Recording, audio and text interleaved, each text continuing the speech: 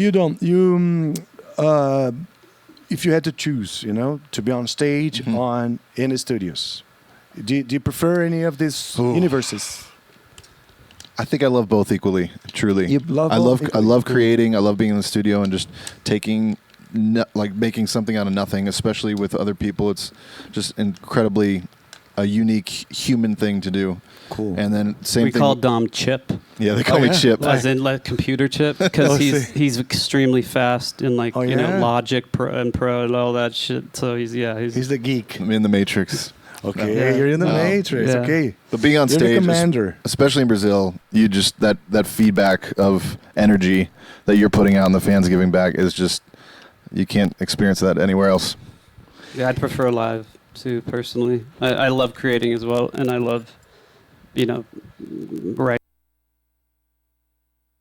recording music. It's awesome, but it's the actual performance and the feedback of people from the music that's a whole different level. It's yeah. Perguntei se o Dom o que ele prefere, né? Já que ele vive nesses dois mundos, de produzindo música para os seriados e também como artista, ele ama os dois mundos igualmente, né? E obviamente estar no Brasil com uma plateia tão quente faz ele questionar esse balanço. Já o Alex é um artista do palco, gosta de estar no palco e de performar para a galera. So Alex, being in an artistic family, was it is it like a weight on the shoulder, when you decided to be an artist too, or no any pressure at all? I mean, honestly, when I decided what I was going to do, I didn't even know my family history at that point. I see. I knew my dad made movies, but I was 4 or 5. I mean, I didn't even know, I hadn't even learned about my great-grandfather.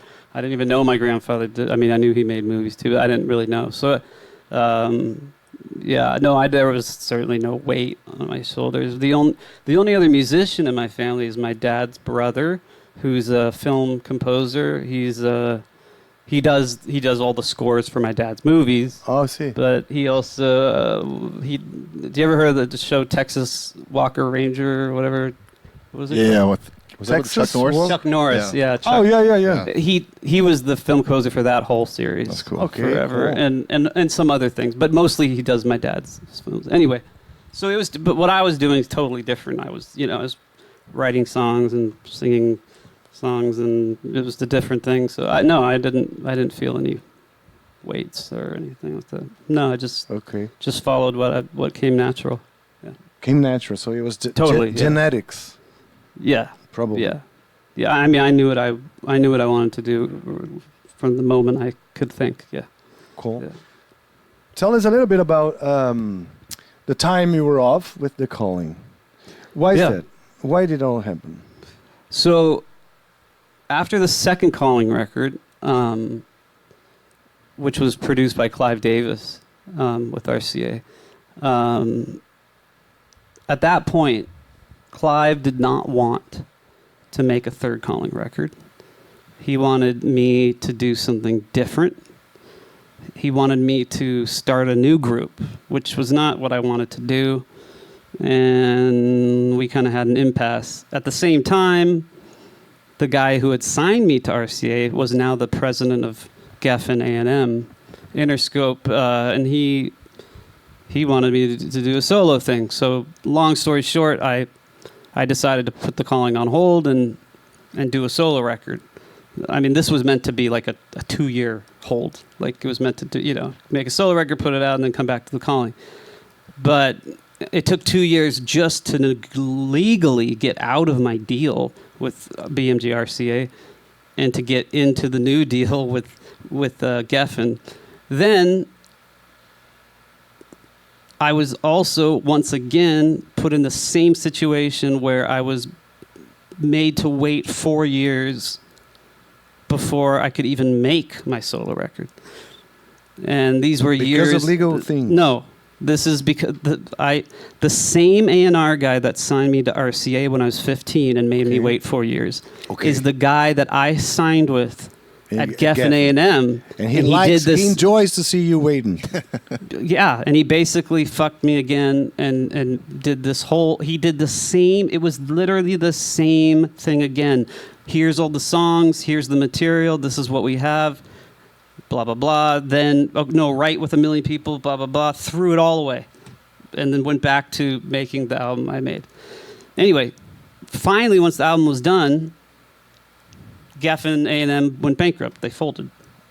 So I had to buy my own album that they had spent like $1.5 million making this album. It was absurd. It did not need to cost that much. I did not pay that much, but I still paid a lot of money for it.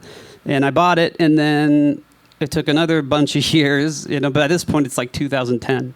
I mean, it's crazy. I was and then it took many years for me to figure out who to go with. So then I went with EMI. I was like, which label's going to not be going bankrupt? And I went with EMI with my solo record. And then, in 2011, we finally released it. And the first single was like the theme song in Europe for the World Cup. And lots of stuff was going on. The song was doing really good.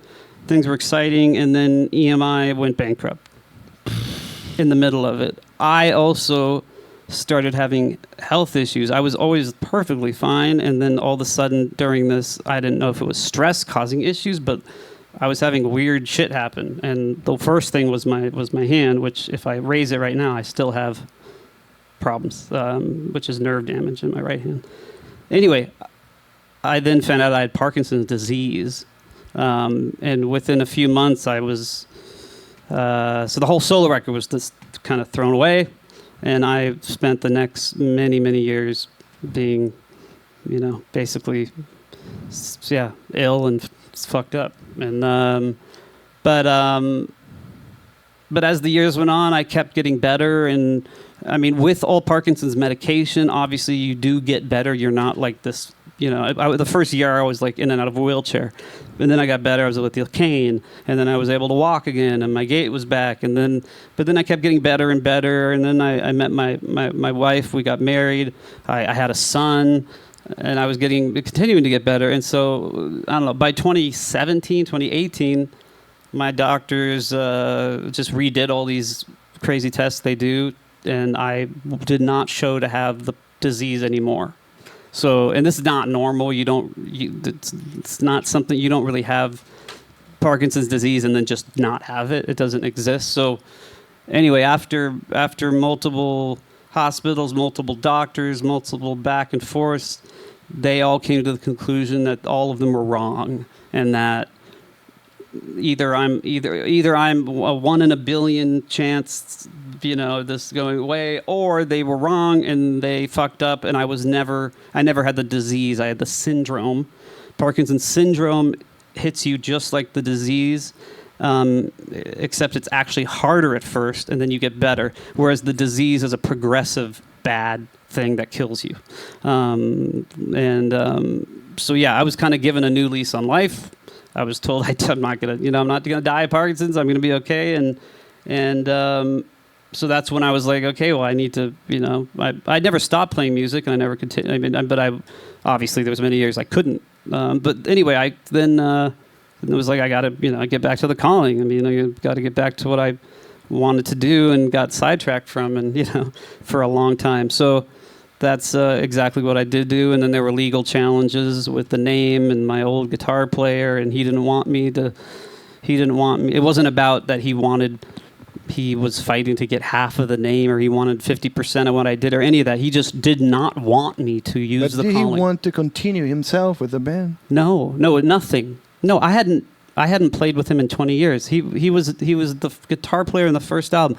I don't know why he was trying to stop me from what I was doing, but he continued a legal nightmare against me that has gone on even past. I won all of it. I own everything, and Good. It's not.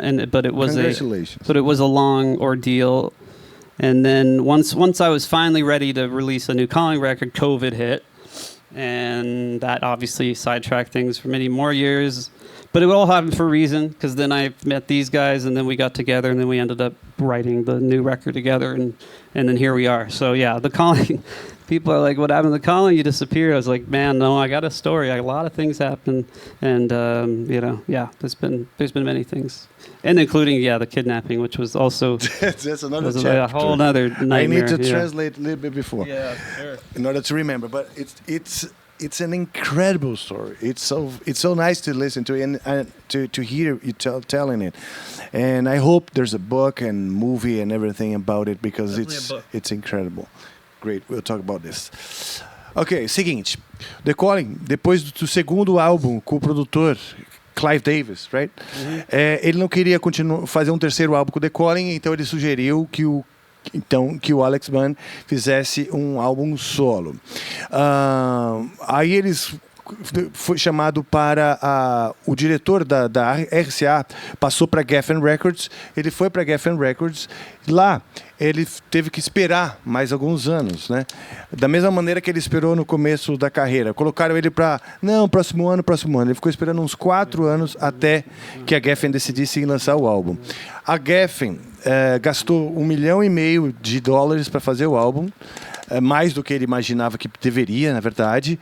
Porém, eles faliram, e aí ele ficou com aquele álbum sem ser lançado. O que aconteceu? Ele comprou o álbum, negociou o álbum e levou para a EMI. Quando foi ser lançado o álbum pela EMI, a EMI Records também faliu, faliu. E essa coisa toda foi gerando muito estresse, muito isolamento para ele, ao ponto dele desenvolver uma doença, que é o Parkinson, que inicialmente imaginavam que era doença de Parkinson.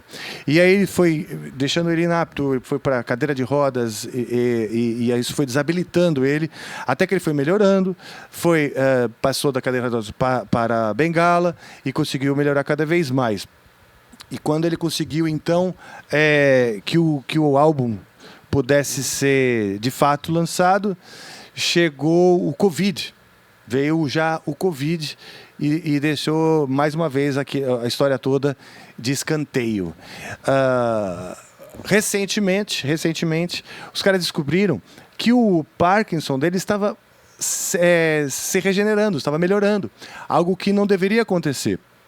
Então, foi dado um outro diagnóstico, que não de doença de Parkinson, e sim de síndrome de Parkinson, que é diferente, que pode acontecer com até 7 anos, de se desenvolver, né, como uma síndrome e durar por volta de 7 anos. Ou seja, o diagnóstico foi dado errado. Mas tudo bem, ele começou a melhorar.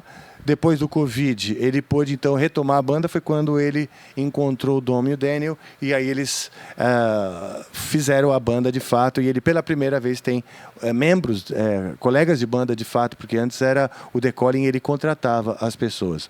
No meio disso tudo, ainda teve um problema, que foi a disputa pelo nome da banda. O The Calling, o primeiro guitarrista da banda, ele disputou pelo nome judicialmente, ficou por anos sem poder usar o nome da banda.